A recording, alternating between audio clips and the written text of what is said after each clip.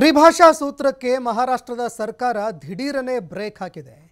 ಹಿಂದಿ ಭಾಷೆ ಕಲಿಕೆಗೆ ಮಹಾರಾಷ್ಟ್ರದ ಸರ್ಕಾರ ಕೋಕ್ ಕೊಟ್ಟಿದೆ.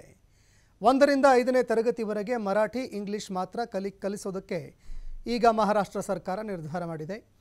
ಹಿಂದಿಯನ್ನು ಕಲಿಸೋದಿಲ್ಲ, ಹೇರೋದಿಲ್ಲ ಅನ್ನುವಂತಹ ಒಂದು ವಿಚಾರ ಈಗ ಸರ್ಕಾರ ಸ್ಪಷ್ಟಪಡಿಸಿದೆ. ಉದ್ಧವ್ ಹಾಗೂ ರಾಜ್ ಠಾಕ್ರೆ ಇಬ್ಬರೂ ಕೂಡ ತೀವ್ರ ಹೋರಾಟಕ್ಕೆ ಮುಂದಾಗಿದ್ದರು. ಈ ವಿಚಾರಕ್ಕೆ ಸಂಬಂಧಪಟ್ಟಂತೆ ಉದ್ಧವ್ ಠಾಕ್ರೆ ಹಾಗೂ ರಾಜ್ ಠಾಕ್ರೆ ಇಬ್ಬರ ಒಗ್ಗಟ್ಟಿಗೆ ಮೊದಲ ಜಯ ಸಿಕ್ಕಿದೆ. ಬಿಜೆಪಿ ಸರ್ಕಾರದ ನಿರ್ಣಯಕ್ಕೆ ಭಾರೀ ಆಕ್ರೋಶ ವ್ಯಕ್ತವಾದ ಹಿನ್ನೆಲೆ ತ್ರಿಭಾಷಾ ಸೂತ್ರ ಆದೇಶ ಮಹಾರಾಷ್ಟ್ರದ ಸರ್ಕಾರ ವಾಪಸ್ ಪಡೆದುಕೊಂಡಿದೆ. ರಾಜಕೀಯ ಗದ್ದಲ ವಿರೋಧದ ನಡುವೆ ತಿರಸ್ಕಾರ ತೀವ್ರವಾಗಿತ್ತು. ಮಹಾರಾಷ್ಟ್ರ ಸಂಪುಟ ಸಭೆಯಲ್ಲಿ ಈ ಮಹತ್ವದ ನಿರ್ಧಾರ ತೆಗೆದುಕೊಳ್ಳಲಾಗಿದೆ.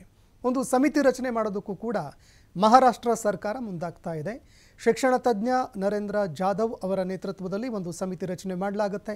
ಯಾವ ತರಗತಿಯಿಂದ ತ್ರಿಭಾಷಾ ಜಾರಿಗೊಳಿಸಬೇಕು ಅದನ್ನು ಈ ಸಮಿತಿ ನಿರ್ಧಾರ ಮಾಡುತ್ತೆ.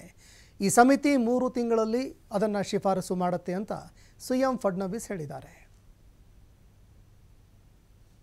त्या रिपोर्टच्या आधारावर या ठिकाणी लागू केलं जाईल.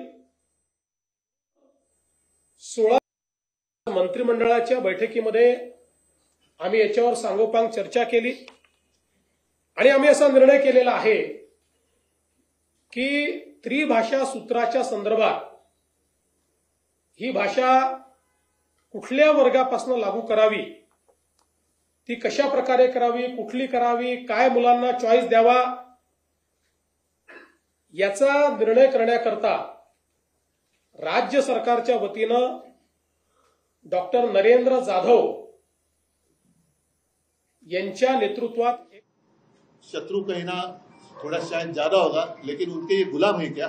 पहले ये मुझे बताइए कि मुख्यमंत्री मराठी भाषा के विरोधी क्यों है? मुख्यमंत्री मराठी भाषा की विरोधी है, ये मेरा आरोप है। जाओ उनको बताओ। इतनी जोर जबरदस्ती करने की